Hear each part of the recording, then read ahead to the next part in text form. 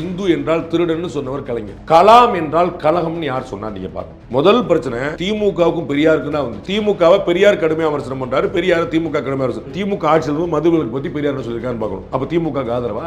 பெரியார் இருக்கும்போது தமிழ் தாய் வாழ்த்தை பத்தி என்ன சொல்லியிருக்காருன்னு பார்க்கணும். திமுக ஆட்சியில புரியுதா, அவர் அவங்களுக்கான ஆதரவா? திராவிடங்கிற ஐடியாலஜி இருக்குது, அதுல யாருக்கும் தெளிவே இல்லை, எல்லாருக்கும் குழப்பம் தான். ஆசிரியர் வீரமணிட்டர் கேட்டாலும் அவர் ஒன்று பதில் சொல்லுவாரு. திரு ஸ்டாலின் வந்து ஒவ்வொரு நாளும் இதான் திராவிட மாடல்னு ஒவ்வொரு நாளும் ஒன்று சொல்லியிருக்காரு. ஒரு கான்கிரீட்டா இதுன்னு சொல்லி எல்லாமே அது எல்லாமே வெல்ஃபேர் ஸ்டேட்னு சொல்லிட்டு நீங்க எல்லாமே சொல்லலாம், மக்களுக்கு நலன் தருவதான் திராவிட மாடல். அப்ப மற்றது என்ன மாடல்? பிஜேபி மாடல் தானே சொல்லுவாங்க. நம்ம 19 சொல்றாங்க. அப்படி ஐடியாலஜிங்கிறது உருவாக்கப்பட்ட வார்த்தை தான். திரு சீமான் படிக்கிற அடிக்கடி குறிப்பிட போல திராவிடங்கிற வார்த்தையே வடமொழி, மாடல்ங்கிறது இங்கிலீஷ். அப்ப தமிழுக்கு என்ன இருக்குங்கிற கேள்வி வருது. நீங்க எதை நீங்க ஒரு ஸ்லோகனா நீங்க முன்னிறுத்துறீங்களோ அதுவே உங்க தமிழ் இல்ல. அப்புறம் என்ன கணக்கு? பெரியாருக்கு வந்து இந்த பிம்பம் வந்து ரொம்ப நாளா செஞ்சுட்டே வருது. திமுக தான் முதல்ல இதை எதிர்த்துச்சு. ஆக்சுவலா முதல் பிரச்சனை திமுகவுக்கும் பெரியாருக்கும் தான் வந்துச்சு.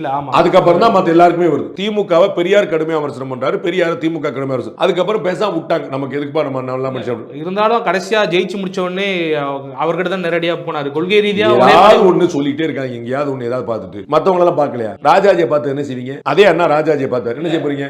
பக்தவத்சல பார்த்தாரு, அவருடைய கொள்கைகளை தொடர்ச்சியா ஆட்சி பண்றாங்க. காமராஜரை பார்த்து மத்த தலைவர் எல்லாம் பார்த்து என்ன செய்ய போறீங்க? பெரியாரை பார்த்தாரு, உங்களுக்கு வந்து அவருடைய தொண்டர் அப்படின்னு சொல்லிட்டீங்க. அடுத்தது இல்ல, பெரியார் முன்னிறுத்திய விஷயங்களை தொடர்ச்சியா பண்றாங்க. பெரியாருக்கு சிலை எழுப்புறாங்க, ராஜாஜிக்கு சிலை எழுப்பல, யாருக்கு எழுப்பல, பெரியாரை முன்னிறுத்தி தொடர்ச்சி அரசியல் பண்றாங்க. சொல்றேன், பிம்பமா கட்டமைக்கிறாங்கன்னு சொல்றேன். திமுக ஆட்சியில் மதுவிலக்கு பத்தி பெரியார் என்ன சொல்லியிருக்காருன்னு பார்க்கணும். அப்ப திமுக ஆதரவா? பெரியார் இருக்கும்போது தமிழ் தாய் வாழ்த்தை பத்தி என்ன சொல்லியிருக்காருன்னு பார்க்கணும். திமுக ஆட்சியில புரியுதா, அவர் அவங்களுக்கான ஆதரவா? எதாவது சொல்லாங்க. முதல்ல போய் பெரியாரை பார்த்தாரு, பெரியாரை பார்த்ததா இருக்கட்டும். ஆனா பெரியாருடைய மாயை ஒழிக்கிறோம் பல காலமா போராடிக்கிட்டே இருக்கும். அதை முயற்சி பண்ணி பயங்கரமா செஞ்சுட்டு இருக்கு. இதே சீமானவர்களே வந்து எனக்கு எல்லாம் மாறிடுச்சுன்றாரு. ஆனா அதுக்கப்புறம் பல பெரியார் மேடைகள்ல பேசுறாரு, ஒரு காலகட்டத்தில் வழிகாட்டின்றாரு. இப்ப நான் பெரியாரை வந்து அடியோட இது பண்ணுவேன் அப்படின்னு பேசுறாரு. இவருடைய ஸ்டேட்மெண்ட் எடுத்துட்டு பேசுறது வந்து அவருக்கு எப்படி எடுத்துப்பாங்க மக்கள்? இந்து மதத்துக்கு எதிராக இந்து என்றால் திருடன்னு சொன்னவர் கலைஞர். ராமானுஜ காவியம்னு எழுதுறாரு கடைசி காலம். இது ராமானுஜர் எந்த மதம் நீங்க சொல்லணும்? இந்து மதம். என்றால் திருடன் ஒரு அர்த்தம் உண்டு அப்படின்னு சொல்லியிருக்காரு. சரிங்களா? கலாம் என்றால் கலகம்னு யார் சொன்னா நீங்க பார்க்கணும். கலாம், அப்துல் கலாம் மாதிரியான ஒரு நபரை கலாம் என்றால் கலம். அவங்க யாரும் விமர்சிக்கல. எல்லாரும் ஒரு கட்டத்தில் ஒரு கட்டம் மாறி போயிருப்பாங்க. அப்புறம் ஜெயகாந்தன் இப்படிதான் வந்து வேற நிலைப்பாடு இருந்தார், மாறினாரு. கண்ணாசன் வேற நிலைப்பாடு இருந்தார், மாறினாரு. சிவாஜி கணேசன் வேற நிலைப்பாடு இருந்தார், மாறினாரு. எம்ஜிஆர் திமுக இருந்தார், மாறினாரு. எல்லாரும் ஒரு நிலைப்பாடுக்கு மாறி வராங்க. அதை நீங்க எப்படி தப்பு சொல்லுவீங்க? திரும்ப அங்க போனா நீங்க சொல்லணும். நிலைப்பாடுகள் மாறிக்கிட்டே இருக்கு. ஆனா நேற்று வரைக்கும் வளர்ச்சி இன்னைக்கு வந்து இப்படி பேசுறாரு.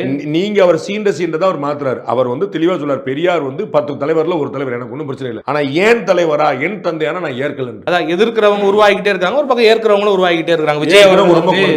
விஜய் அவர்கள் புதுசா கட்சி ஆரம்பிச்சாரு. அவரும் நான் பெரியார் தான். அவரால் வந்து கொள்கை பெரியார். திரு விஜய் வந்து அவங்களுடைய ஆலோசனை யார்ட்டா கேட்டு வந்து திரு விஜய் வந்து பெரியார்ட்ட வியக்கிற 4 விஷயம் சொல்லு. அவர் முதல் வரியிலேயே அன்னைக்கே கடவுளை நாங்க மடப்பை ஏற்கலன்றார். பெரியாரை ஏற்கிறோம், எங்களோட கொள்கை தலைவர்னு சொல்லியாச்சு. அதான் அவர் தெளிவா புரிஞ்சு வச்சிருக்காரு. பெரியாரை வந்து வெறும் கடவுள் மறுப்பா மட்டும் சுருக்காம என்ன இன்டெலிஜென்ஸுங்க. பெரியாருடைய பிரதான கடவுள். அவர் கடைசி வாழ்நாள்ல 91 வயசுல அவர் சாகர வரைக்கும் பாத்தீங்கன்னா இந்த பிராமணர்கள் எதிர்க்கிறார். அதற்கு காரணம் பிராமணர்கள். அவருக்கும் பிராமணர்கள் என்ன ராஜாஜி கூட வச்சுக்கிட்டு இருந்தார். அந்த பார்ப்பனர்கள் பிடிச்சிட்டு இருக்கக்கூடிய அந்த தத்துவம், அந்த கடவுள், அந்த ஆன்மீகம், இந்த பக்தி, இதுதான் அவருக்காக. புரியுங்களா? அதை பரப்புறதுக்கு பிராமணர்கள் இருக்கிறாங்க. பிராமணர்கள் புரிஞ்சுக்கிட்டீங்களா?